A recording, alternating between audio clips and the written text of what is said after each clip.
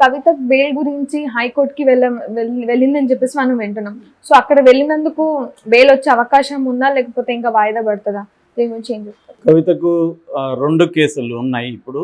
ఒకటి ED case, ఒకటి CBI case. ED ఏమో మార్చ్ 15న ఆమెను అరెస్ట్ చేసింది.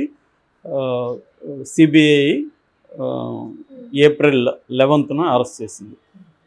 సో ఈ 2 కేసుల్లో ఆమె రౌస్ అవెన్యూ కోర్టులో బెయిల్కి అప్లై చేసింది.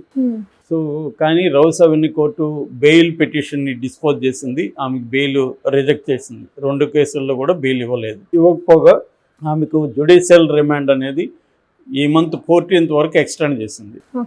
యాక్చువల్గా ఆమె ఏమడిగిందంటే, నాకు ఇక్కడ తెలంగాణలో నేను స్టార్ క్యాంపెయినర్ని, సో క్యాంపెయిన్ చేయాలి, అందుకని మధ్యంతర బెయిల్ కావాలని అడిగింది. అంతకుముందు మనకు గుర్తుంటే మనం చెప్పుకున్నాం, వాళ్ళ చిన్నబ్బాయి ఎగ్జామ్స్ ఉన్నాయి, ఎగ్జామ్స్ కోసం బెయిల్ అడిగింది.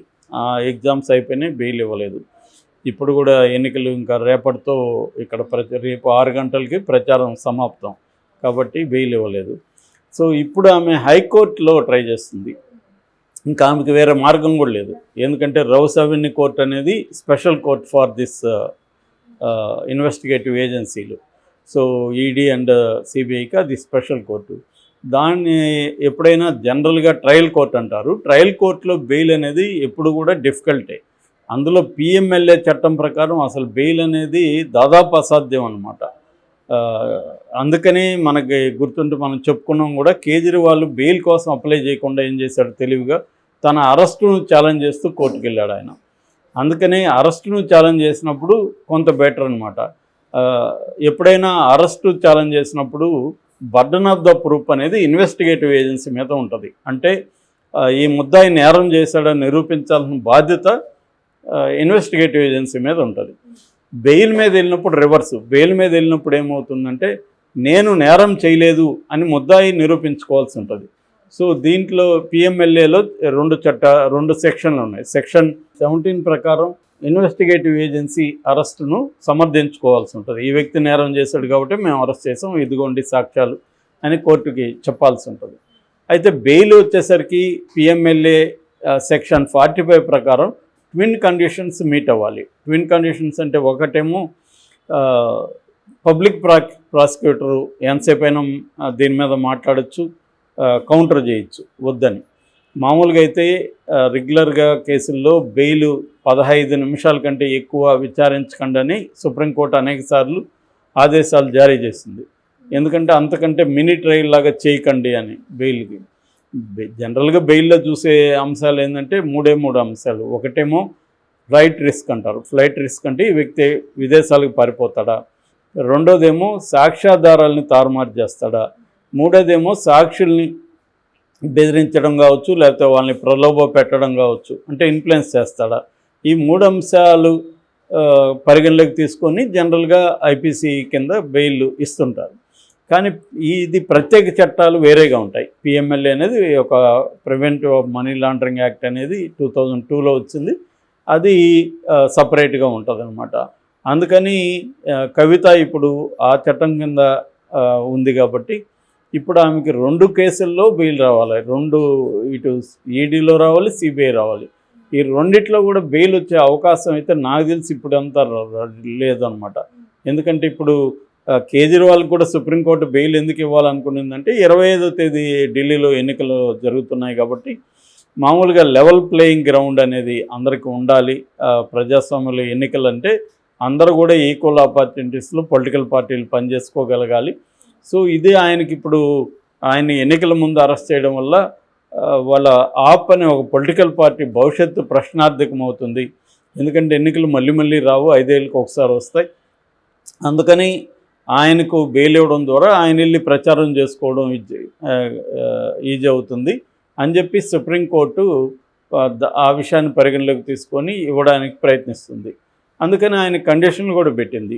నువ్వు మళ్ళీ వెళ్ళి సీఎం లాగా ఫైల్ మీద సంతకాలు పెట్టడం, సీఎం లాగా యాక్ట్ చేయడం అనేది చేయకూడదు. ఓన్లీ ఒక పొలిటికల్ పార్టీ హెడ్ లాగా నువ్వు నీ ప్రచారాలు అవి చేసుకోవచ్చు, కానీ ఈ కేసు గురించి మాట్లాడడం కానీ సీఎం లాగా సంతకాలు పెట్టడం ఫైళ్ళ మీద ఇవన్నీ చేయకూడదు అని చెప్పింది.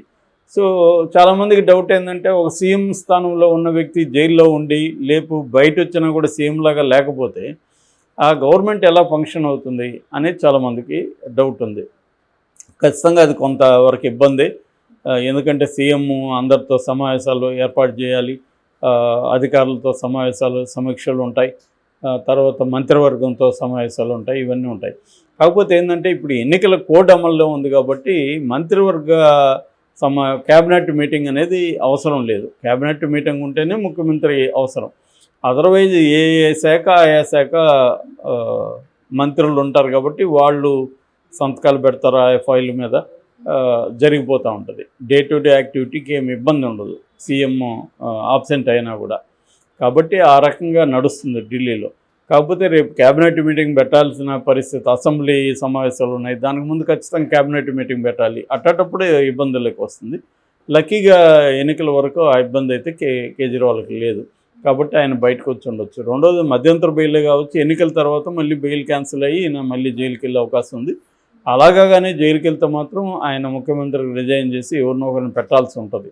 లేకపోతే మాత్రం ఆయనకి ఇబ్బంది అవుతుంది. ఎందుకంటే అక్కడ ఆల్రెడీ ఇంకొక కేసు కూడా ఆయన మీద సిక్కుల దగ్గర డబ్బు తీసుకున్నాడు 130 కోట్లు ఎంతో అని ఇంకొక కేసు కూడా పెట్టమని అక్కడున్న లెఫ్టినెంట్ గవర్నర్ సక్సేనా హోంశాఖకి రిపోర్ట్ చేశాడు. అది కూడా జరుగుతుంది ఖచ్చితంగా.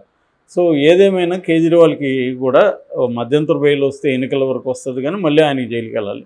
సో ఈ నేపథ్యంలో ఈ కేసులో ఛార్జ్షీట్లు ఏమైనా పెట్టి త్వరగా చేస్తే కానీ జరగదు. ఒక వారంలో సిబిఐ ఛార్జ్షీట్ వేస్తానని చెప్తుంది. నాకు తెలిసి వాళ్ళు సిబిఐ ఛార్జ్షీట్ వేసినా వాళ్ళ టెక్నిక్ ఏంటంటే అనుబంధ ఛార్జ్షీట్లు వేస్తూనే ఉంటారు. ఆ మధ్య కూడా సుప్రీంకోర్టు ఈడీ మీద చాలా కోపాన్ని ప్రదర్శించింది. ఎవరంటే హేమంత్ సొరేన్ అనుచరుడి విషయంలో ఆయన దాదాపు 1 year జైల్లో ఉంటే మీరు అనుబంధ పిటిషన్లు వేస్తూనే ఉన్నారు, అనుబంధ ఛార్జ్షీట్లు వేస్తూనే ఉన్నారు, ఫైనల్ ఛార్జ్షీట్ వేయలేదు. ఫైనల్ ఛార్జ్షీట్ వేస్తే ఆయనకి డిఫాల్ట్ బెయిల్ ఇచ్చే అవకాశం ఉంటుంది. మీరు ఫైనల్ ఛార్జ్షీట్ వేయకుండా ప్రొలాంగ్ చేస్తూ ఉంటే బెయిల్ ఇచ్చే పరిస్థితి మాకు ఉండదు. ఇది రాంగు, మీరు ఫైనల్ ఛార్జ్షీట్ వేయండి అని సుప్రీంకోర్టు అనింది.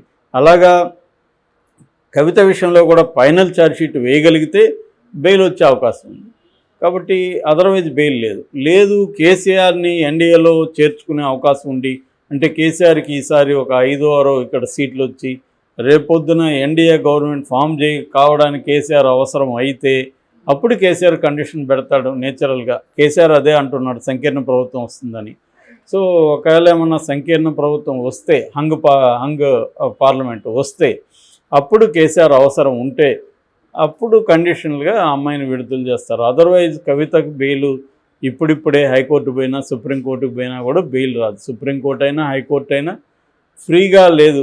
మిగతా కేసుల్లో తీసుకున్న నిర్ణయాల్ని తీసుకోలేవు. పిఎంఎల్ఏ చట్టం అనేది వాళ్ళ చేతుల్ని కట్టేస్తుంది. కాబట్టి పిఎంఎల్ఏ చట్టం కింద కవితకు బెయిల్ రావడం అనేది నాకు తెలిసి ఇప్పుడిప్పుడే రాదు. ఖచ్చితంగా 1 year అయినా కూడా రాకపోవచ్చు. ఎందుకంటే ఆల్రెడీ ఉప ముఖ్యమంత్రి మనీష్ సిసోడియా ఉన్నాడు, ఆయనకి బెయిల్ రాలేదు. విజయ్ నాయర్ ఉన్నాడు, రాలేదు. మొన్ననే ఎయిర్లైన్స్ వ్యవస్థాపకుడు, ఆయనకి బెయిల్ రాలేదు.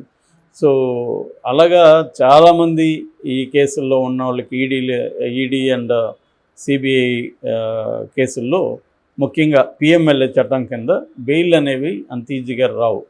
కాబట్టి కవిత కూడా మెంటల్గా నాకు తెలిసి ఆమె కూడా మనకి ఇన్ని తెలిసినప్పుడు వాళ్ళకి లాయర్లు పెద్దవాళ్ళు ఉన్నారు, చెప్పకుండా ఉంటారా, ఆమె కూడా ప్రిపేర్ అవుతుంది. కానీ చేయాల్సిన ఈ ప్రాసెస్ అయితే చేయాలి కదా. రేపు పొద్దున సుప్రీంకోర్టులో అడగాలన్నా కూడా నేను ఇక్కడ చేశాను, ఇక్కడ అప్లై చేశాను, ఇక్కడ చేశాను, ఇవన్నీ చెప్పుకోవాలి కదా. అందుకని వాళ్ళు లీగల్ ప్రాసెస్ చేస్తుంటారు. ఆమెకు కూడా ఇప్పుడు మంచి లాయర్ల బృందం పనిచేస్తుంది. సో అందుకని ఇప్పుడు ఆమె హైకోర్టులో అయితే పిటిషన్ వేసింది. ఒకవేళ ఏమన్నా మహిళ కాబట్టి ఈడీ కింద ఆమె అదే వాదిస్తుంది, పిఎంఎల్ఏ చట్టంలో మహిళలకు కొంత ప్రయోజనం ఉంది, దాని ప్రకారం నాకు బెయిల్ ఇవ్వండి అని కూడా అడుగుతుంది.